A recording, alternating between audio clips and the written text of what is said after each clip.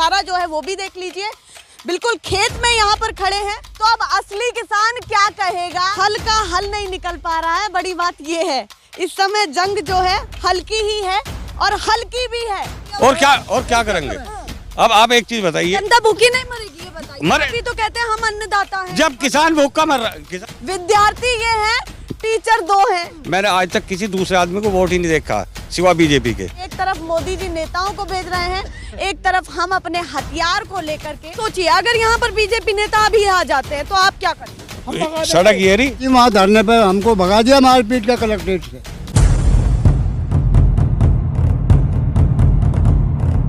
नमस्कार, एक बार फिर से आप सभी का स्वागत है और मैं आपके साथ मीरा राजपूत। आज फिर से उसी वायदे के साथ पहुंच चुके हैं गांव में। गांव का नाम है रईसपुर और मुद्दा है किसानों का।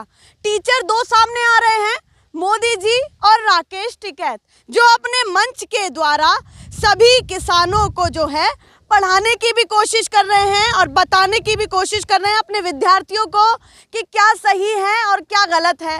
उधर मोदी जी भी अपने नेताओं को जगह जगह भेज रहे हैं, गांव में भेज रहे हैं कि जाइए समझा करके आइए कानून के फायदे।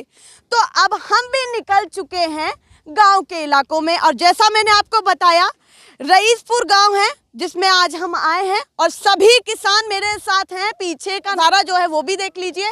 बिल्कुल खेत में यहाँ पर खड़े हैं और मैं फिर से कहूँगी ये है असली किसान। तो अब असली किसान क्या कहेगा, किसकी तरफ लेगा, किस टीचर को जो है सही मानेगा।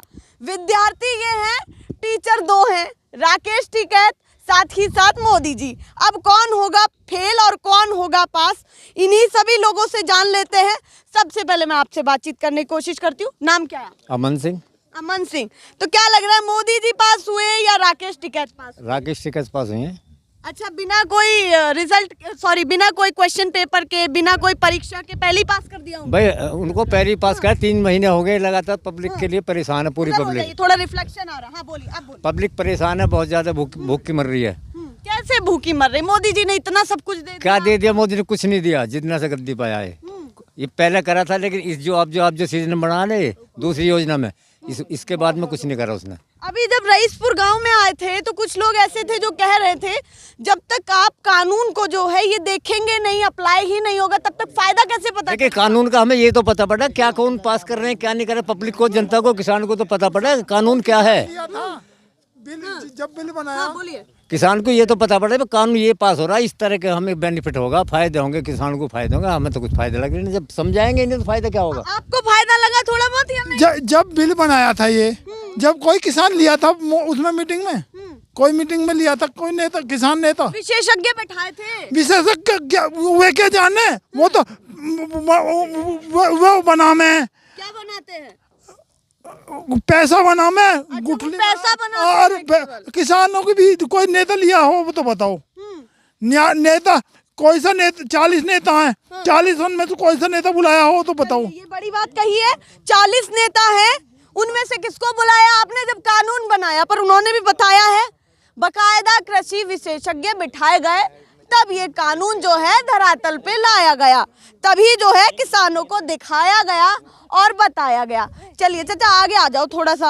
आप क्या समझते हैं, आपकी क्या राय है कि कानून के क्या फायदे हैं, क्या नुकसान है, या किसानों के लिए कितना ठीक हुआ है अभी तक की सत्ता में?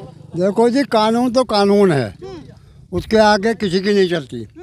लेकिन किसान की भी उन्हें सोचनी चाहिए कि सन 62 की जमीन गई हुई है और किसान इंतजार कर रहा है आज तक। 62 की कौन सी जमीन जिसमें आप खड़े हैं, उसका पैसा किसान को आज तक नहीं दिया। ये कहा था नो लॉस नो प्रॉफिट पे आपकी जमीन खरीद रहे हैं, हमें पैसा नहीं दिया।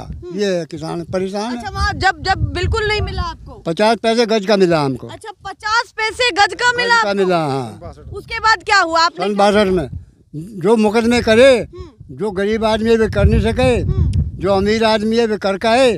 नेहरू जी ने कहा था कि जो किसान जीत का आएगा उसका फायदा गरीब किसान को भी उसी रेट पे मिलेगा।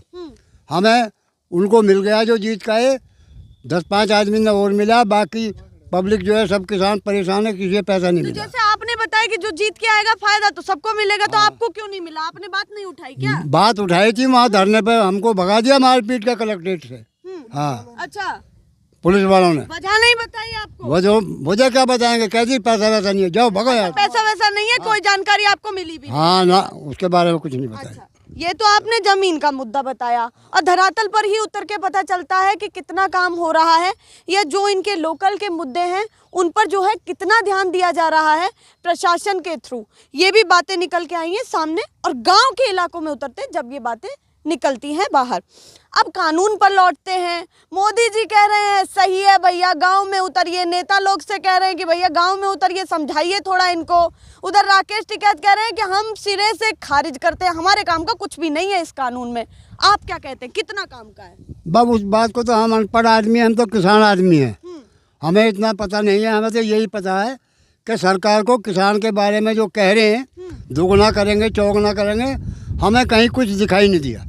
अभी तक कुछ दिखाई नहीं। किसान को समझाते ही नहीं है, कुछ बताते नहीं आप पहले ही भगा देते हो, बीजेपी के नेता नहीं भगाए थे आपने? बताइए। हाँ बिल्कुल भगा देंगे। अब एक भगा देंगे जब तक, एक बात बताइए, जब तक बुलाएंगे नहीं। अच्छा, बैठेंगे बिल्कुल, आपके पास लौटेंगे, पर आपसे बातचीत करते हैं। वो कह रहे हैं कि देखिए भेजिए, समझेंगे जब भी तो कुछ होगा।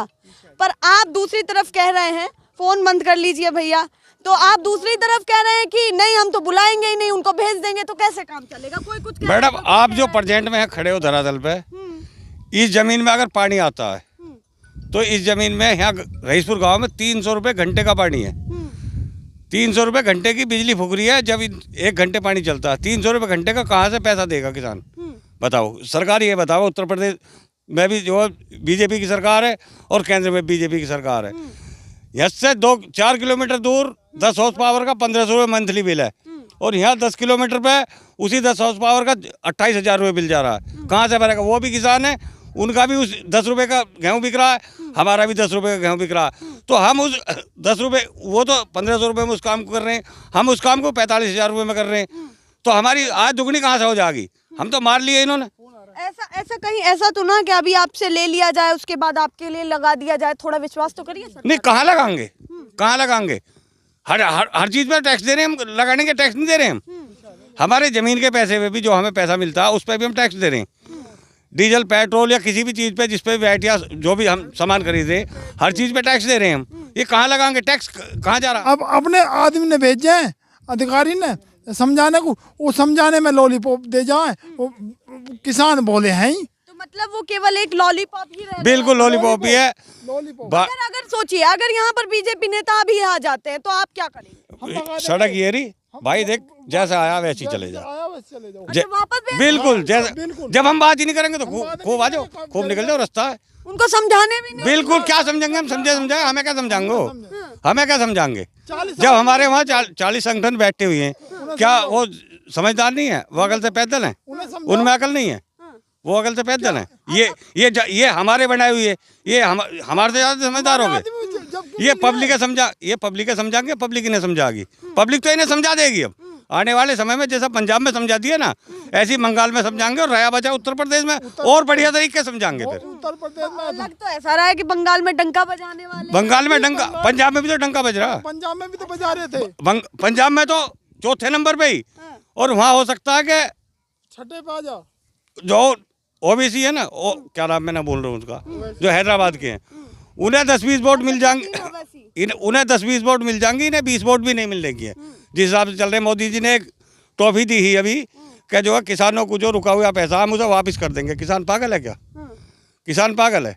सेंट्रल गवर्नमेंट के अधीन आता है पूरा देश। प्रदेश की सरकार सेंट्रल गवर्नमेंट के अधीन आती है।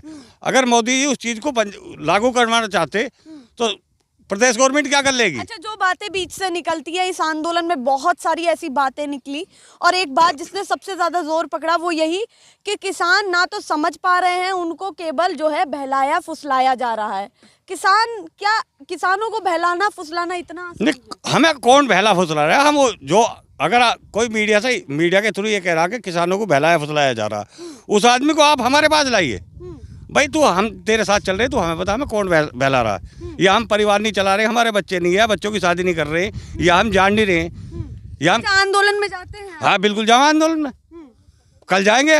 आज और घर का दूसरा मेंबर गया, कल हम जाएंगे। खबर ऐसी भी आती है कि जो यहाँ बैठे हैं वो जो है वो कैसे करते हैं खेती बाड़ी, जो बॉर्डर पर बैठे हैं, ऐसी खबर आती है। तो मतलब ये है कि आप वहाँ भी जाते हैं और यहाँ भी संभालते नहीं, एक परिवार में अगर 4 मेंबर है तो हम एक मेंबर तो वहाँ रहेगा, एक मेंबर हमें अपने घर के लिए चाहिए। दो एक की जगह मेंबर बॉर्डर पे चाहिए, घर पे एक घर पे चाहिए और 2 आदमी जो हमारे खेत में चाहिए। अगर दो उनकी जरूरत नहीं है तो दूसरा आदमी हमारा बॉर्डर पे जाएगा। एक आदमी अगर अब जैसे पानी चल रहा है, एक आदमी की जरूरत है तो एक आदमी रहेगा। अगर 2 आदमी की जरूरत 2 रहेंगे, बाकी जो है बॉर्डर पे रहेंगे। बाकी बॉर्डर पे रहेंगे, बॉर्डर पे संभाल रहे हैं। तो आपको क्या लग रहा है? देखिए 2 महीना पूरा हो चुका है, सरकार भी, हाँ चलिए 2-3 बिल्कुल हम दिन भूल सकते हैं पर आप नहीं भूल सकते, ये बिल्कुल सही बात है।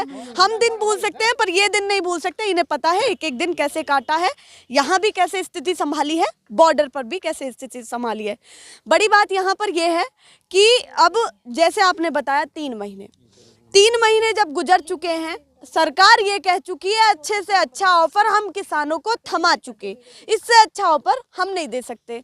तो उसके बाद किसानों को क्या ऑफर थमा दिया, क्या ऑफर थमाया? मंडी खत्म, आप जाओ जहाँ चाहो वहाँ बेच दो।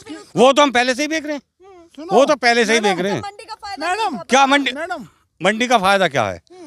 जो MST है वो 1900 रुपये है, 1925 रुपये गेहूँ का रेट। मंडी में जो मासा खोर है, अगर उन्होंने मीटिंग कर ली कि हमें आज जो है 1500 रुपये गेहूँ खरीदना है, तो मंडी में 1500 रुपये गेहूँ खरीद दिया जाएगा। 1501 रुपये गेहूँ नहीं बिकता है। 6%, 7%, 8% गवर्नमेंट खरीदती है। 92% कहाँ जाएगा? किसान के पास इतने पैसा नहीं है, किसान उसको होल्ड करके रख लेगा। अगर किसान उसे होल्ड करके रख लेता तो इनके तो ये भूखे मर जाते। अगर हमारे पास इतना पैसा होता कि हम आने वाली खाली 2 फसल की बात कर रहे हैं हम, अगर हमारे पास 2 फसल रुक जाएंगी तो देश को जो है मोदी जी नाच लाते लाते बावड़े हो जाएंगे। कहाँ से खवाएंगे जनता को? कहीं धरा कहीं हमारे पास तो होल्ड है, हम नहीं दे रहे। अच्छा, इस बीच अभी एक बात आपने कही थी, राकेश टिकैत ने भी कही है कि अगर ज़्यादा सरकार जो है तिलमिलाई या कुछ भी हुआ, ऐसा रवैया उनका सही नहीं रहा तो हम अपनी फसलों को जला देंगे। उधर से भी जवाब आया है कि आप कैसे ऐसा बोल सकते हैं, ये बताइए। नहीं ऐसा किस तरीके आप कैसे ये कदम? हमारी तो जब भी नष्ट है, हमारी फसल नष्ट है। हमारी तो नष्ट ही मान लो, जब हमें उसकी कीमत ही नहीं मिल रही तो हमारी तो नष्ट है। हमारी फसल बिल्कुल ये मान लो नष्ट है।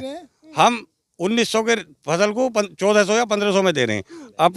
हम जो फसल काटेंगे अब अपनी उतनी फसल काटेंगे जितना हमारा 1 साल का परिवार का जो है पालन पोषण, या भाई है इसे जरूरत है या भाई है इसे जरूरत है, उनके लिए रखेंगे और बाकी को जो है माचिस दिखा देंगे। गवर्नमेंट ने अपना पता पड़ जाएगी क्या हुआ क्या है।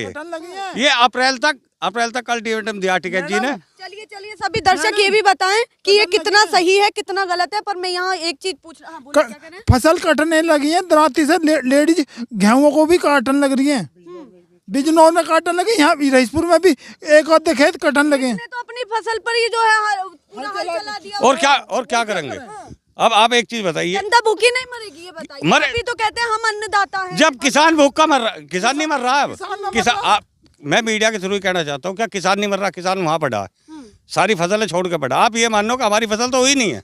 हमने तो इस साल ये मान लिया कि हमारी फसल हुई नहीं है। जब हम बॉर्डर पे वहाँ अड़ रहे हैं तो यहाँ फसल कौन देख रहा? हमारी फसल तो हुई नहीं है। जो होगी अपने बच्चों के लिए रखेंगे और बाकी को जो ट्रैक्टर चलाएंगे हम। मतलब अब अपने हक के लिए लड़ा जाएगा। बिल्कुल हक के लिए लड़ा जाएगा, हक के लिए लड़ रहे हैं। फसल आपको हम दिखा देंगे, आप 15 अप्रैल के बाद में आ जाना। सरकार का इस साल भी अगर कोई जो है ऐसा एक्शन नहीं आया सामने, आपसे बातचीत नहीं हुई, तो आप क्या करेंगे? सरकार का तो जब फसल जलने लगेगी ना तो सरकार का अपने आप एक्शन आ जाएगा। कहाँ से लाके देगी? सरकार के पास कितना खजाना, कितना खवाएगी सरकार? कहाँ से गेहूँ पैदा करेगी? लाओ विदेश से लेकर आओ। विदेश में भी कहाँ से होगा? विदेश में बिल्कुल भरण पोषण तो ये किसान ही करेगा। और चलिए ये असली किसान है, लाखों लोग देख रहे होंगे, लाखों लोगों से क्या कहना चाहते हैं? क्योंकि अब जंग जो है असली नकली की हो गई है कि असली किसान कौन है। असली तो खेतों में बैठा है, तो हम खेतों में ही उतर आए, किसानों से बातचीत कर रहे हैं, धरातल पर उतरे हैं, बिल्कुल सच्चाई के साथ, निष्पक्ष पत्रकारिता के साथ आपको खबरें दिखा रहे हैं। सभी लाखों लोगों को क्या कहना चाहते हैं? देश की जनता को, हम देश की जनता को ये कहना चाहते हैं कि भाई देखो, झगड़ा तो करो मत किसी से, संयम बरतो, शांतिपूर्वक जैसा हमारा आंदोलन चल रहा है ऐसे ही चलन दो। अप्रैल में फसल चालू हो जाएगी हमारी। अप्रैल में ही हम ऑटोमेटिक ही नज़ारा दिखाएंगे कि भाई हो क्या रहा है। अगर किसी भाई को जरूरत पड़ती है भाई ये तो है नहीं कि मेरे पास जो है 50 बीघे गेहूँ है, मेरे पास 4 बीघे गेहूँ है, 4 बीघे 1 बीघे की जरूरत है, 3 बीघे जिस भाई को जरूरत पड़ती हो मैं अपनी तरफ से 3 बीघे का अनाज देने को तैयार हूँ। चलिए, बड़ी बात ये है, हल दिखाइए भैया जरा। तो हल का हल नहीं निकल पा रहा है, बड़ी बात ये है इस समय जंग जो है हल्की ही है और हल्की भी है। दोनों ही चीजें अलग अलग हैं, पर दोनों ही चीजें किसानों पर आकर के रुक जाती है। इस हल का हल कब निकलेगा? हल का हल जब निकलेगा जब ये तीनों कृषि कानून वापस हो जाएंगे और हमारे सारे किसान भाई घर आ जाएंगे। हल तुरंत लिखना पड़ा, आज यही सब वापस ले लो, आज ही हमारे ठीक है साहब अब वापस आ जाएंगे, हल लिखना पड़ा। अच्छा, एक बात मैं भूल गई आपसे बातचीत करना उस मुद्दे पर। सभी वहां पर जो बॉर्डर पर बैठे रहते हैं वो ये कहते हैं हम वही हैं जिन्होंने बीजेपी को वोट दिया, वही हैं जिन्होंने उन पर भरोसा किया। आप भी उनमें से ही हैं? मैडम आज तक 18 साल की उम्र से और आज मेरी 43 उम्र है, 43 साल की उम्र है। मैंने आज तक किसी दूसरे आदमी को वोट ही नहीं देखा सिवा बीजेपी के। अच्छा। आज तक मैंने जो किसी अदर आदमी को, अदर पार्टी को वोट नहीं दी है। मुझे पता नहीं है कांग्रेस कौन है। तो शुरुआत से जो है बीजेपी पर भरोसा किया, ही बीजेपी को वोट देता हूँ और बीजेपी को। इतने कट्टर कैसे बन गए? बिल्कुल हो गया, जब हमारे भाई मर रहे हैं, जब हमारे किसान भाई मर रहे हैं तो हम भी तो अपने भाइयों के साथ है। जो सरकार, जब अपने सपोर्टर के साथ सरकार नहीं है तो जब हमारे साथ नहीं, हम अपने भाइयों के साथ खड़े हैं। चलिए, जब हमारे साथ नहीं है सरकार तो किसके साथ खड़ी होगी? क्योंकि वोट तो इसीलिए दिया है कि हम किसी भी मुसीबत में हो तो सभी हमारे साथ हो, सभी नेतागण भी हमारे साथ हो, या जिसको जो है हमने प्रधानमंत्री की कुर्सी पर बिठाया है वो भी हमारे साथ हो। जैसा इन्होंने बताया कि 18 साल की उम्र से बीजेपी पर ही भरोसा करते आ रहे थे और उसी विचारधारा से जुड़े हुए थे। अब ऐसा हुआ है कि बीजेपी से भी जो है सवाल पूछना पड़ रहा है। और जो मैंने आपको बताया कि ये है असली किसान। अब चलते हैं दूसरे गांव में भी, पर ये तस्वीर थी गांव रईसपुर की, जो किसानों ने सच्चाई बताई कि आपके कानून के कितने फायदे हैं। अब और गांव में भी चलते हैं और फायदे गिनाते हैं, क्योंकि एक तरफ मोदी जी नेताओं को भेज रहे हैं, एक तरफ हम अपने हथियार को लेकर के गांव-गांव पहुंच रहे हैं। तो चलिए फिर चलते हैं आगे, पर फिलहाल के लिए नमस्कार।